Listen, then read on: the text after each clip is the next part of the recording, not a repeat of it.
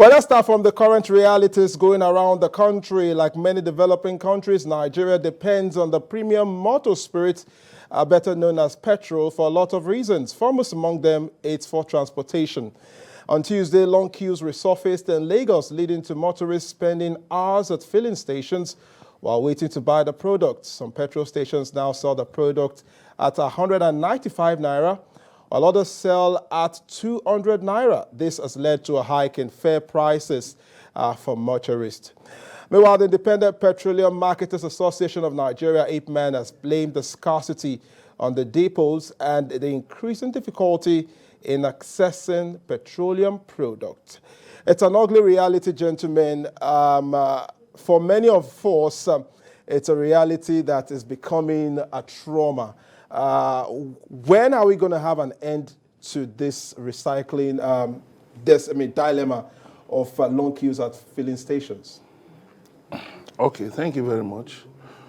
When we start producing fuel locally, that is our refineries start working. We have refineries, state-owned and private refineries, that start working to meet our needs. When NNPC is no longer the sole importer of fuel because fuel is readily available locally. When the System 2B pipeline, which has been vandalized at a number of points, a number of times, when it becomes functional once again and government is able to defeat the vandals, defeat the vandalism of the pipeline. And then when government actually makes up its mind on this subsidy thing, because we're hearing about government planning to remove subsidy, but the price of the product keeps going up. Today, I bought at 225 at a filling station in Ogun State. Some people bought at 210. In the morning, the whole place was dry. But towards afternoon, fuel suddenly surfaced at filling stations, at certain filling stations. Now, we have to truck fuel by road. We have to move fuel by road in trucks, and that's a lot of money because the trucks are powered by diesel and diesel is very expensive. So now the depot owners are saying that NNPC is being the sole importer of fuel. At how much are they getting it? Instead of 148, it's now 170, 175. Some are even saying as much as 190, 200 from the depots. So that if they get it from the depots at 200, that is including transportation and other logistics, that how can they sell at the regulated price of 179? So a lot of these things are, to blame for this situation. Dari, let's look at the claims by IPMAN that the depots are, responsible for the scarcity.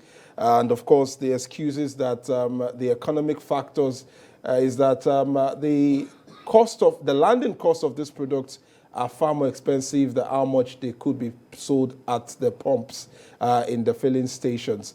What can government do to address the situation at this time, especially as we're looking at the Yuletide holidays coming in the next few weeks? It's worrisome that towards Christmas, New Year, we're having this situation. It's unfortunate that we found ourselves once again in this mess of fuel scarcity, or should we say looming fuel scarcity, because it's already is it still looming? It's looming. Actually reality. Well, I'll tell you that I drove into a filling station yesterday around 2 p.m., bought fuel, no queue, and I bought at 175. And what part of Lagos is that? Lagos, Ikorodu. But today, this morning, the whole place dry. Yeah. And while I was on my way down here now, fuel stations are selling and there are queues. So that's why I would say looming. I have this feeling that this scarcity is actually man-made.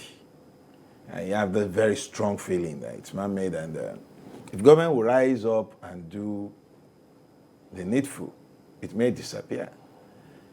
The discourse about fuel subsidy will continue until we find a government with the right political will to do what needs to be done. It's not as if we don't know what to do. But we've been having government, even people who campaigned and say when they come, they are going to solve the problem around fuel subsidy, either to be or not to be. They got into office and continued with the status quo because something somewhere is not adding up.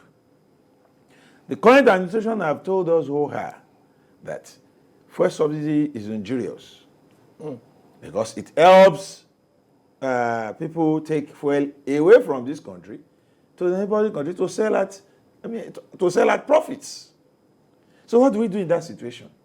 Remove fuel subsidy. But what happens when we remove fuel subsidy?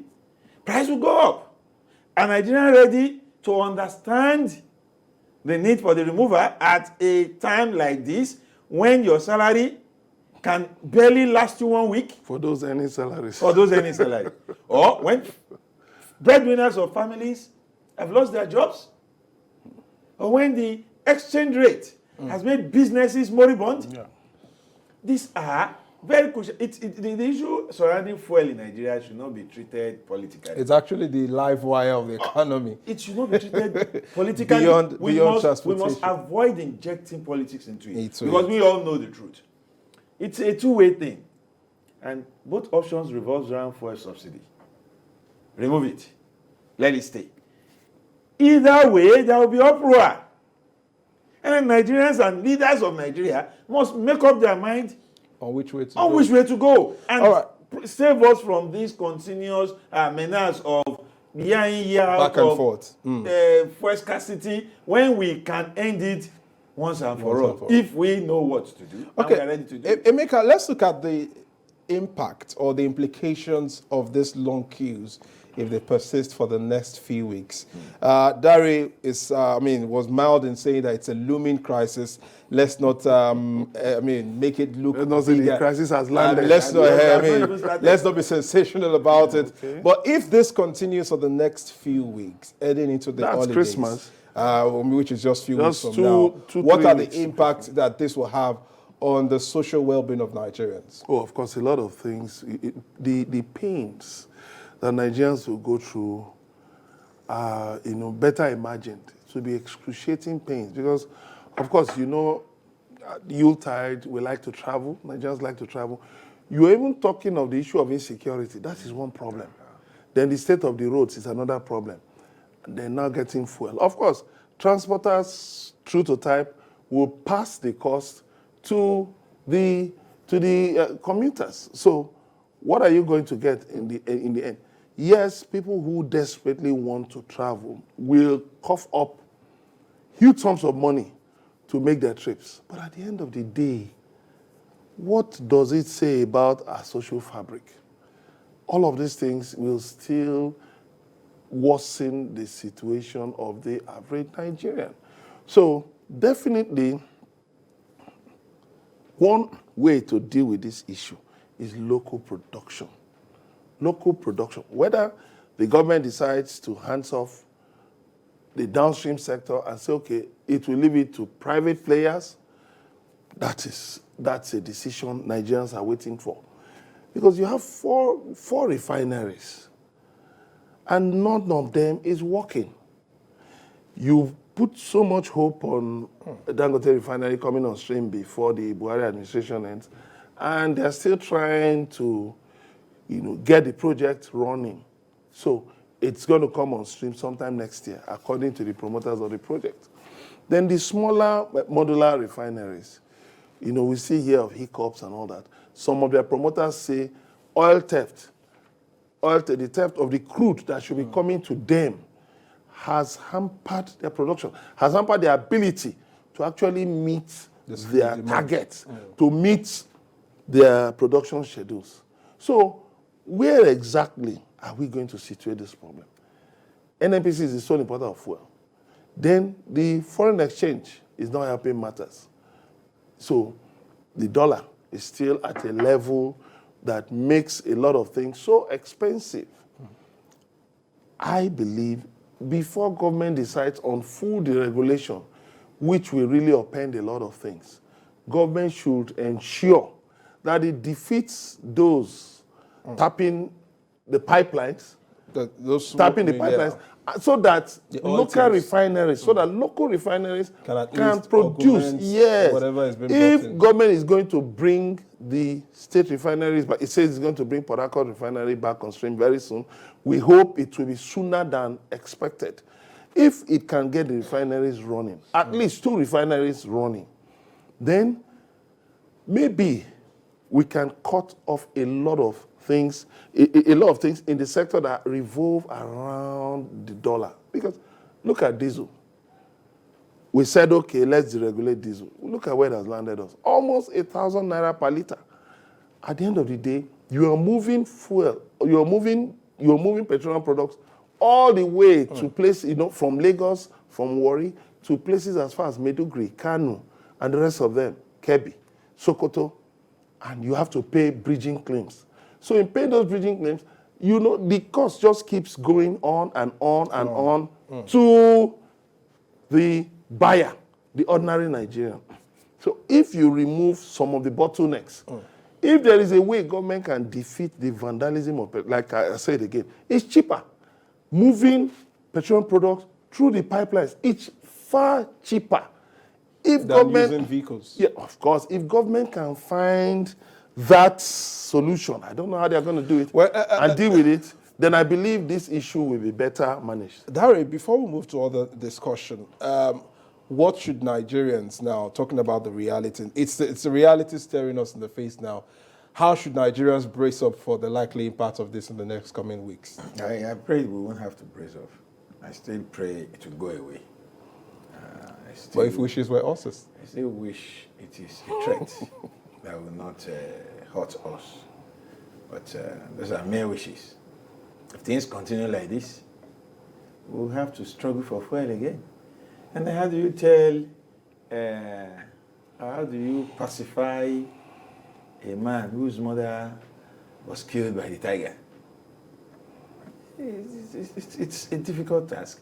How do you tell Nigerians to say, well, prepare, scarcity is coming, knowing fully well what the impact will be? Already, transporters are having a field day. Out there at K2, I was coming in, I had the Korodu 500. It used to be 200 weeks back. Now it's 500 from K2. You can imagine other places like that. That's within the metropolis. Yes. People who want to travel For the holidays. Children Reunite with their family and all that. are in schools. They want to come come back home. Businesses will want to wrap up for the year. Events here and there, all over the place. All will be needing fuel.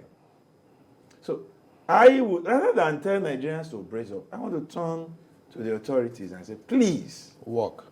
Do do something. whatever you can. Let this cup pass over us. Absolutely. Because I want to say again, Ipman says it is the depot. Then we are yet to hear from the depot. Not too long ago. The depot says NNPC. But not too long ago, NNPC said there is enough fuel imported for Nigerians. But the depot said NNPC is not giving them enough supply. So, between the NNPC And the depot. and the depot, Let them find the let solution. them The find the truth is solution. hiding Neither somewhere. of In the them. interest of That's Nigerians. one vital part of this. Neither NNPC nor the depots have told us What that exactly? we don't have fuel. That's not, So that means there's enough supply. There is enough supply. If it is distribution channel that is not the problem, solve it. Nigerians will have to make use of fuel. Absolutely. Then Ipman, the marketers, Okay. should also participate in the reconciliatory moves, whatever they also have to do to make the depot come up with a solution that will ease their own movement. Then the idea of trying to create artificial scarcity just to jack up Prices. price because it's Unitide. Everybody should do away with it. Yeah. Consider All right. Nigerians First. let's have a Well, of peaceful course, Unitide. that's a solemn appeal from here to all the stakeholders involved. Nigerians would want to celebrate their holidays without having to worry about the fuel issues. That's the least we could expect at this time of the year.